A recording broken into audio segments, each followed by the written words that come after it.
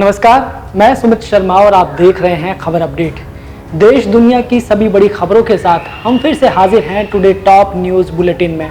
जैसा कि आपको मालूम है कि इस खास बुलेटिन में हम आपको दिन भर की हर बड़ी खबर से रूबरू कराते हैं, इसलिए आपसे गुजारिश है कि कोई खबर आपसे मिस ना हो जाए, इसलिए इस वीडियो को आखिर तक जरूर देखिएगा। आज की बड़ी खबरों में हम आपको बताएंगे कि कोरोना पर एक बड़ी खुशखबरी और एक बड़ी चेतावनी आई है, और क्या भारत में कोरोना वैक्सीन का टीका तैयार हो चुका है। वहीं अमित शाह ने बता दिया कि चुनाव जीते तो किसे बनाएंगे बिहार का मुख्यमंत्री।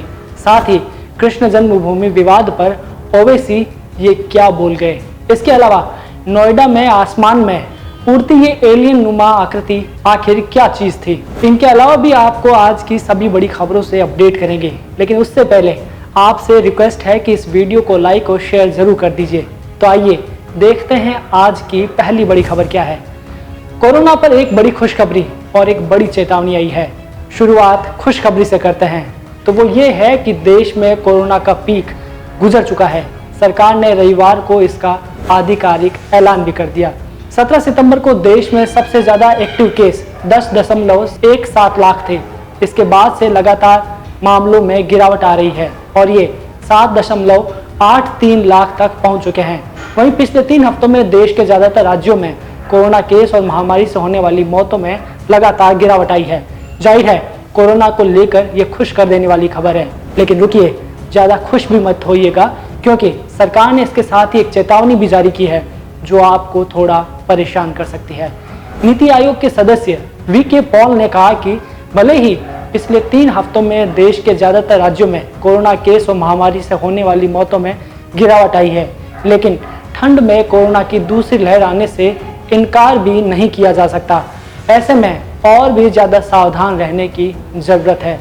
वीके पॉल ने यह भी बताया कि भारत अभी भी दुनिया के अन्य देशों की तुलना में बेहतर स्थिति में है, लेकिन देश को अभी एक लंबा रास्ता तय करना है, क्योंकि 90% लोग अभी भी कोरोना वायरस संक्रमण के लिए अति संवेदनशील हैं। वहीं उम्मीदें ये भी लगाई जा रही है कि बहुत ही जल्द भारत में कोरोना की वैक्सीन भी तैयार हो सकती है। चलिए आगे बढ़ते हैं दूसरी खबर की ओर। क्या भारत में कोरोना वैक्सीन का टीका तैयार हो चुका है? शनिवार को पीएम नरेंद्र मोदी ने कोरोना वैक्सीन पर शीर्ष अधिकारियों के साथ समीक्षा बैठक की। इस बैठक में पीएम नरेंद्र मोदी वैक्सीन के डिस्ट्रीब्यूशन को लेकर बेहद एक्टिव नजर आए। उन्होंने इसके वितरण को लेकर सुझाव और निर्देश भी दिए। पीएम मोदी की ऐसी सक्रियता देखकर कयास लगाए जाने लगे कि क्या भारत ने कोरोना की वैक्सीन इजाद कर ली है। क्या कोरोना के टीके को लेकर बहुत जल्द एक अच्छी खबर मिलने वाली है। दरअसल देश में कोरोना वैक्सीन को लेकर युद्ध स्तर पर काम किया जा रहा है। जल्द ही आने वाले समय में ये बाजार में उपलब्ध होने की उम्मीद है, लेकिन कब, वो तारीख किसी को नहीं मालूम। लेकिन शनिवार को हुई समीक्षा बैठक में पीएम नरेंद्र मोदी की एक्टिवनेस ने कयासों का बाजार गर्म कर दिया। इस बैठक में मोदी ने अधिकारियों से सुझाव लिए और कुछ निर्देश भी दे डाले। उन्होंने वैक्सीन के वितरण के लिए खास रणनीति वाले सुझाव दिए। पीएम मोदी ने कहा कि हमें कोरोना की वैक्सीन के लिए वितरण की खास तैयारियां करनी होगी। टीका तैयार होने के बाद जनता तक तेजी से पहुंचाने के लिए कारगर व्यवस्था बनानी होगी। देश के भौगोलिक फैलाव और विविधता को देखते हुए टीके की पहुंच तेजी से सुनिश्चित की जानी चाहिए।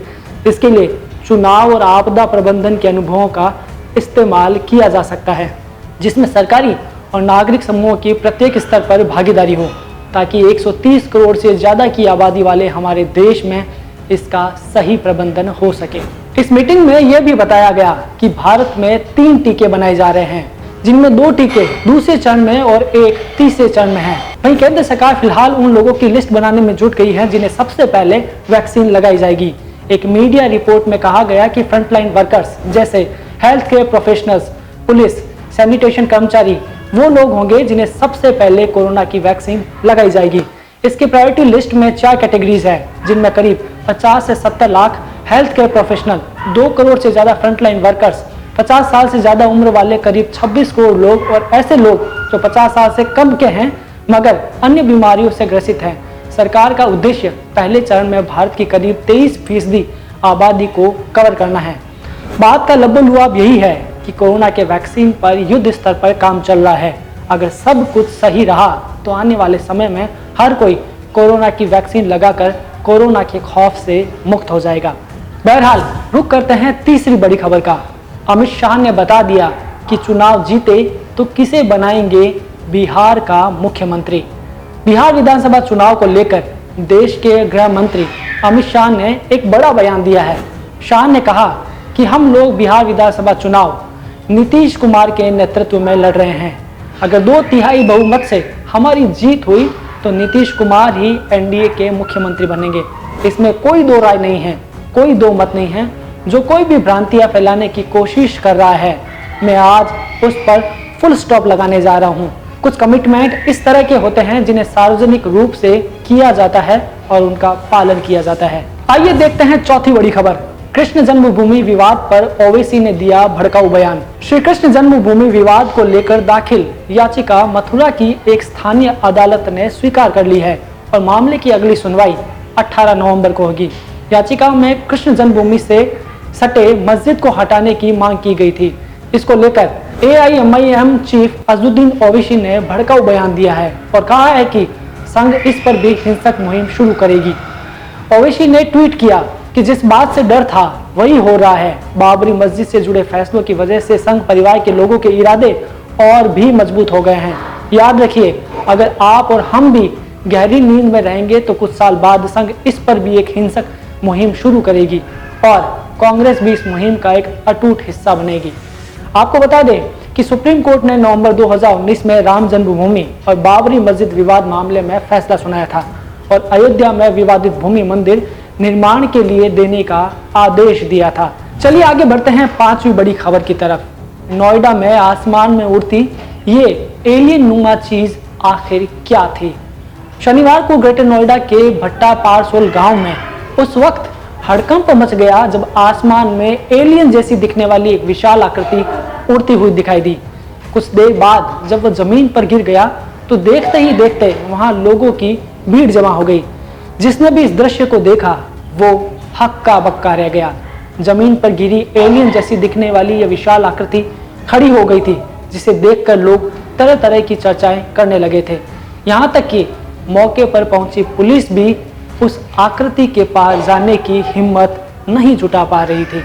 काफी देर तक उस पर नजर बनाए रखने के बाद जैसे तैसे हिम्मत की गई तो पता चला कि वो एलियन या रोबोट नहीं था। धनकौर कोतवाली प्रभारी ने बताया कि वो एलियन की शक्ल का बनाया गया गुब्बारा था जो उड़ता हुआ आसमान में दिखाई दिया और बाद में जमीन पर आ गिरा। जमीन पर गिरने के बाद यह गुब्बारा झाड़ियों में फंसकर खड़ा हो गया था। उसका सिर हिल रहा था। इस वजह से डरे लोग उसे एलियन मानकर उसके पास नहीं जा रहे थे। पुलिसकर्मी भी बहुत देर तक उसके पास जाने से हिचकिचाते रहे। नोएडा पुलिस ने इस संबंध में ट्विटर पर रोबोट नुमा गुब्बारे की फोटो के साथ सफाई भी दी है। तो दोस्तों, ये थी आज के दिन की बड़ी खबरें। आपको ये न्यूज़ बुलेटिन कैसा लगा हमें कमेंट करके जरूर बताइए। और हाँ, हर रोज दिन की बड़ी खबरों के साथ अपडेट रहने के लिए हमारे चैनल को सब्सक्राइब जरूर कर लें।